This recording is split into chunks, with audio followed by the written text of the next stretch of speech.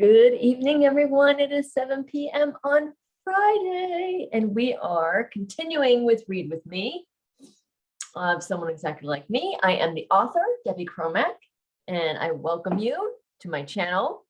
I don't have editing software or any of that kind of stuff, so you guys just kind of get me in the raw, and tonight you really have me in the raw because I had a very late shower today, and my hair is soaking wet, but we're just going to go with it. So again, we're reading from Someone Exactly Like Me. It's available on Amazon and ebook and paperback. Obviously, you can read it for free on Kindle Unlimited. I am writing a secondary character from this story right now. This is Destiny, and her best friend is Candy. And my readers liked Candy so much, they have asked me to write Candy's story. So while I write Candy's story, I figured I would take some time and read Someone Exactly Like Me to you all. It'll take us a while to finish it. It's it's a substantial book. We're about that much through it. And I am a slow reader. I'm not a fantastic out loud reader, but we're going with it. So welcome, and I hope you enjoy tonight. And hopefully this intrigues you enough that you'd want to buy the book. I would love that. And be sure to like and share and subscribe to my channel. I would appreciate that. All right, let's get started. And by the way, I've been using my little my little to-do list as my placeholder instead of using one of my beautiful bookmarks that I have, which when you buy a paperback from me, a signed paperback, you can just message me. Oh, it's backwards for you guys. So it's always backwards over here too. So it's backwards, but I have these beautiful bookmarks. So yeah, if you want signed paperbacks, stop that. You can message me, and they are $15 to purchase signed in the US. If you want international, we'll have to work out the shipping part of it. All right, let's get started. We are on chapter 6 tonight. We are in Destiny's point of view. Around 9:30 the next morning, Candy and I wake up feeling the effects of last night. Before I bring her back to her studio where her car is, we go to Justina's for breakfast. Though we both throw on leggings, an oversized sweatshirt, and toss our hair into messy buns, Candy somehow manages to look adorable, while my red eyes and puffy under-eye pockets make me look 50 instead of 30. As we open the door to Justina's, we're greeted by the familiar sense of coffee, bacon, and freshly made baked goods. Reminiscent of a French country bakery, Justina's oozes of charm and has become our favorite place to get breakfast on a Saturday morning when Candy's in town. We're quickly seated at one of the small wooden tables near the back, next to a window where the sun filters in, kissing the small arrangement of billowy ivory roses brimming out of the top of a little galvanized pitcher. Pencil cradled behind her ear and dark hair.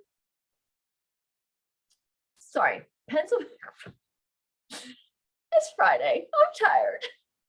Pencil cradled behind her ear and dark hair tucked into a bun, Vivian approaches our table. "Good morning, lady," she says with familiarity and a bright smile. "Coffees?"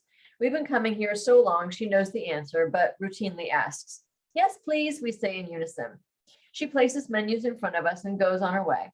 There's nothing new, but we don't mind because we love everything they have. Vivian comes back with our coffees, and we both order our usuals. "Okay, I was very lit last night," Candy confesses, leaning forward. "I know we had fun, and I know we danced, but I'm going to need you to tell me about this deal you made with Nico. And was that a kiss on your porch?" "No," I emphasize, then whisper. "It wasn't a kiss." I insist, then return my voice to normal volume. "He was doing that Italian thing where you kiss on the cheek. It was nothing more than that, I assure you.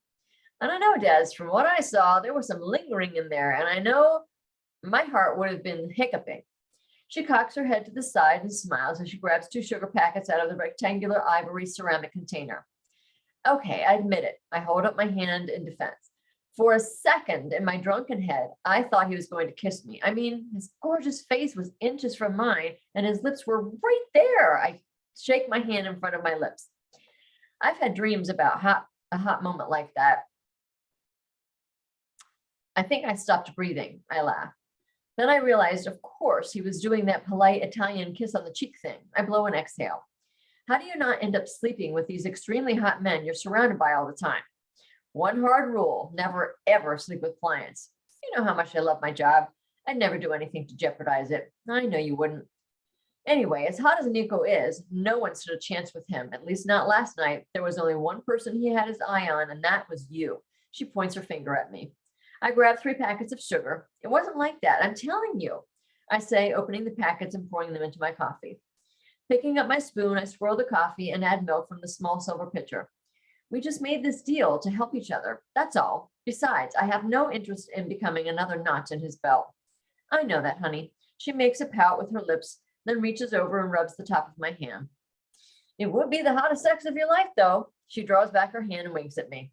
Maybe you'd finally give Henry the heave-ho and let yourself experience the hotness and passion of a man like Nico. Oh, Henry, I chuckle. Nope, not happening. Besides, you know I won't stoop to Playboy level, no matter how incredible the sex would be. I'll never be in the same bed with that man. Okay. She takes a sip of her coffee. So about this deal, how exactly are the two of you going to help each other? Well, he's looking for connections here in LA. He wants to transition his career to Hollywood. You know, my mom's crazy connected, so I'm going to put him in touch with her. Then they'll take it from there. And that's it? That's it. He fully acknowledges that I have no other responsibility after that, and the rest is on him and his talent. She shrugs, and the corners of her mouth turn down a bit. Okay. That seems pretty easy. And what's your side of the deal? I can't hold back a grimace as I cringe. I get to interview him and make him, as himself, the hero of my next book. Then he'll promote me to his followers. Her eyes open wide, crinkling her forehead. Des, really? I know. I don't know what I was thinking. I wasn't thinking. I was drinking stupid martinis and I was out of my mind. I think I even winked at him at one point. Me, winking at Nicola Mancini. What? I shake my head and hang it toward my lap in disgust. Actually, I think it's a fantastic idea. You do? Now I'm surprised. Yeah. Do you know what kind of reach he has?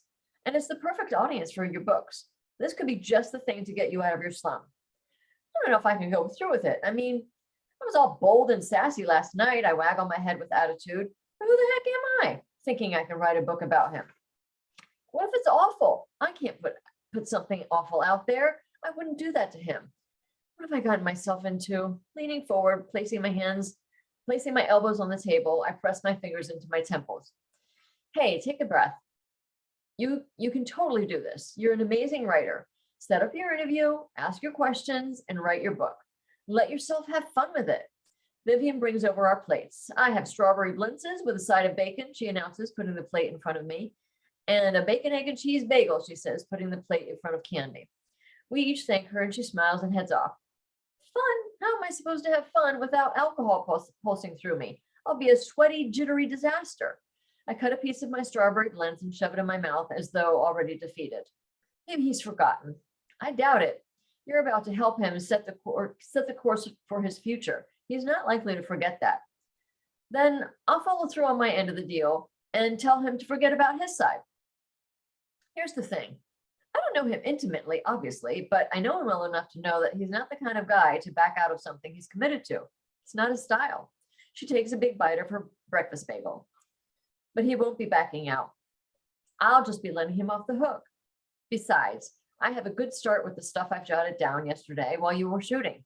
I wiggle in my chair a little and match the wiggle of with my eyebrows. Ooh, let me see. She wipes her hands on her napkin. Do you have it with you? She reaches out, clapping her fingers and thumbs together. I finish chewing my bite. I do, I say happily as I reach into my purse.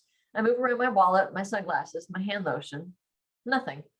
My chest caves in. My pages are gone. I lift my head slowly and look at her. My heart races in my chest. Des, what's wrong? They're gone. They're not here. My pages. I put them in my purse when we left the studio. Oh, shoot. Her eyes open wide. I can't think of when they might have fallen out. Other than when I left my purse with you, I had it with me the whole time. Oh my gosh. What if someone found them? It's my work. My pulse thumps in my ears as my stomach churns. Is your name on them? No, I wouldn't put my name on them. Now they're probably either in the trash at the club or in someone's hands who they don't belong to. I'm frantic. Deep breaths. Even if someone found them and picked them up, chances are they're not an author and have no intention of stealing your work. They probably threw them out, not knowing what they were. Ugh. I cover my face with my hands, my stomach's still churning.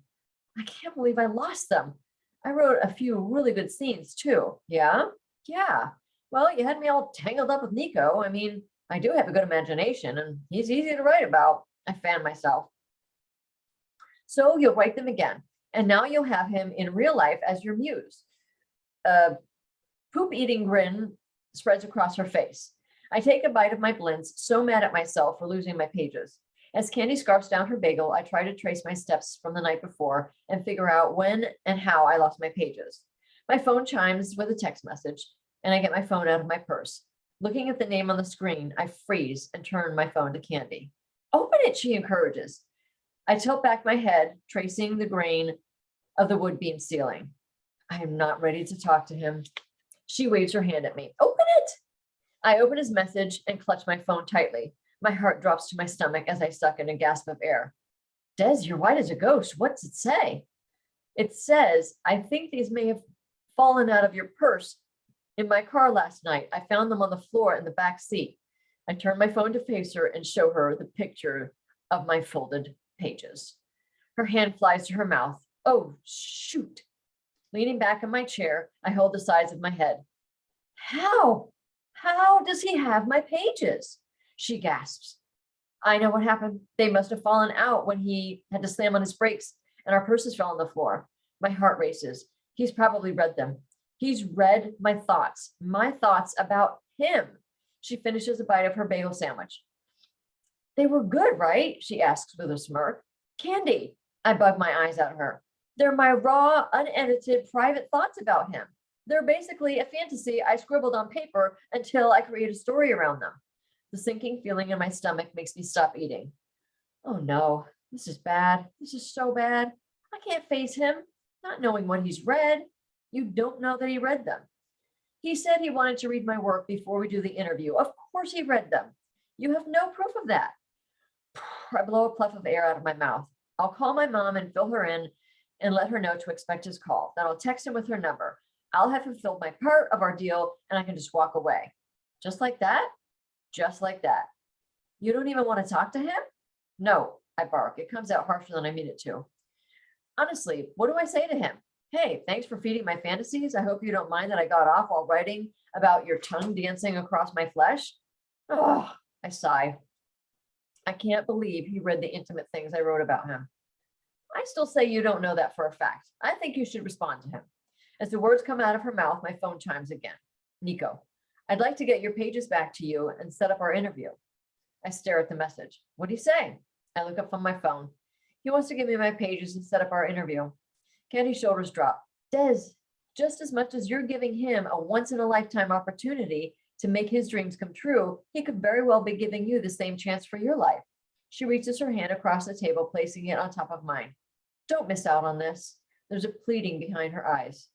I promise to seriously consider it. You better, she winks at me. We finish our breakfast and I drive us to her studio. When she gets out, she shouts, call him, I love you, and blows me a kiss. I wave, blow her a kiss, and head home. Call him, huh? I have no idea what to even say. Do I come right out and ask him if he read my pages? He could easily lie, and I won't be able to tell, and I won't be able to see his face to see if he's lying. Do I ignore the whole thing? Ugh, I'm beyond frustrated.